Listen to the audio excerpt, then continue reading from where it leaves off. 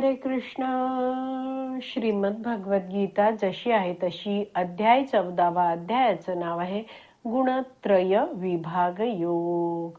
आपण 5वा श्लोक वाचत आहोत आणि त्यावर श्रील बलदेव विद्याभूषण यांनी लिहिलेली जी गीताभूषण टीका आहे त्याचं वर्णन वाचत आहोत. पुढे वाचत राहण्याआधी श्रील प्रभुपादांना प्रार्थना करूया.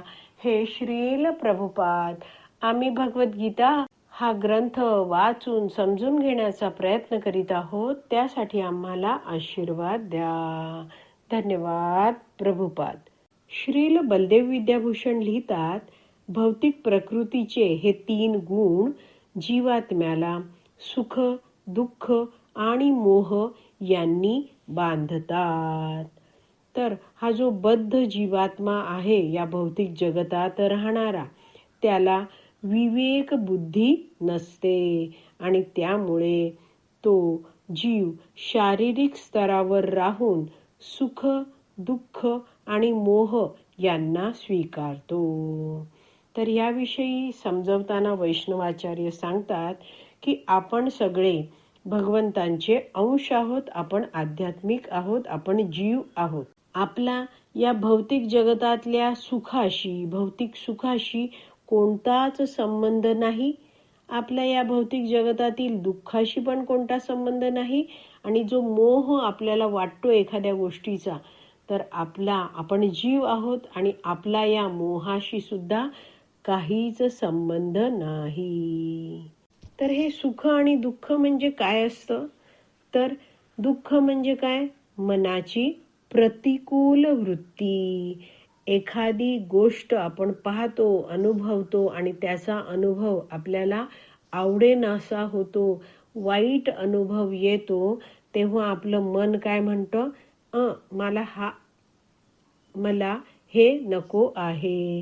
ह्याला म्हटलं जातं आपल्या मनाची त्या व्यक्तीप्रती, त्या वस्तूप्रती प्रतिकूल वृत्ती, ज्यामुळे आपल्याला दुःख होत असतं, दुःखाचा अनुभव होत असतो. सुख म्हणजे काय?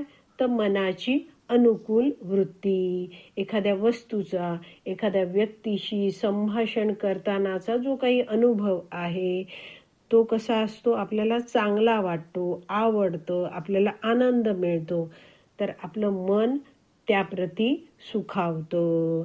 मनाची अनुकूल वृत्ती त्या वस्तूप्रती, त्या व्यक्तीप्रती येते. जसं आपल्याला उन्हाळ्यामध्ये थंड पाणी आनंद देत असतं, तेच हिवाळ्यामध्ये थंड पाणी आनंद देत नाही. हिवाळ्यामध्ये आपल्याला गरम पाणी आनंद देत असतं. तर अशा प्रकारे सुख दुःख आहेत ते आपल्या मनाच्या वृत्ती आहेत. वैष्णव आचार्य समजवतात, आपण जेव्हा भगवान श्रीकृष्णांची दृढपणे भक्ती करायला लागतो तेव्हा आपल्याला समजतं की हे जे आपण हरिनाम घेतो आहोत, ह्या ज्या सगळ्या हरिकथा ऐकतो आहोत, तर त्या कथा उन्हाळा असो, हिवाळा असो, पावसाळा असो, काहीही असो, या हरिकथा, हरिनाम हे नेहमीच सुखकारक असतं. कारण हे हरिनाम, हरिकीर्तन हे दिव्य आनंदमय असतं. तर जेव्हा एखादा जीवात्मा भौतिक शरीर धारण करतोय या भौतिक जगतात, पण त्याला भक्त भेटले आहेत, अधिकृत गुरु शिष्य परंपरेशी तो जोडला गेला आहे आणि त्यांच्याकडून नियमितपणे तो हरिकथा ऐकतो आहे, भक्त संघामध्ये विविध सेवा करतो आहे, भगवान श्रीकृष्णांच्या नामाचा जप करतो आहे, आध्यात्मिक जगताबद्दल आणखीन जाणून घेतो आहे, तेव्हा त्याला समजतं की या भौतिक जगताचा मी निवासी नाही, मी रहिवासी नाही, हे त्याला पटतं. आणि मग तो या जगतामध्येच कायम राहण्याच्या योजना बनवत नाही. तो जाणतो की ही इंद्रिय तृप्ती जर मी केली तर मी या भौतिक जगतात अडकून पडेल, मला या इंद्रिय उपभोगात अडकून पडायचं नाहीये. म्हणून मला दृढपणे भक्ती करायची आहे. मला भगवत धामात जायचं आहे. कृष्ण प्रेम प्राप्त करायचं आहे. मला शारीरिक स्तरावर राहून या भौतिक प्रकृतीच्या 3 गुणांच्या बंधनात अडकून राहायचं नाहीये. तर ह्याला म्हटलं जातं विवेक बुद्धी. तर बद्ध अवस्थेत जीव आहे तेव्हा त्याच्याकडे विवेक बुद्धी नाहीये. पण जेव्हा तो दृढपणे भक्ती करायला लागतो तेव्हा विवेक बुद्धी त्याला येते. विवेक बुद्धी म्हणजे काय? सत असत विवेक बुद्धी. सत म्हणजे चांगलं, असत म्हणजे अयोग्य.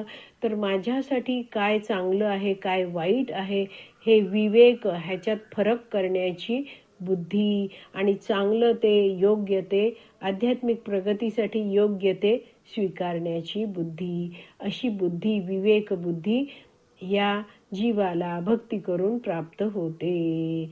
आणि मग तो या 3 गुणांच्या बंधनात त्याला राहायला लागत नाही. तो भक्ती पूर्ण करून भगवंतांच्या धामात जातो. तशा प्रकारे श्रील बलदेव विद्याभूषण यांनी लिहिलेली जी गीताभूषण टीका आहे त्यातलं हे जे 5व्या श्लोकाचं वर्णन आहे ते वाचून समजून घेण्याचा आपण प्रयत्न केला आहे. आज इथेच विराम देऊया. श्रीमद भगवद्गीता की जय. श्रील प्रभुपाद की जय. हरी बोल.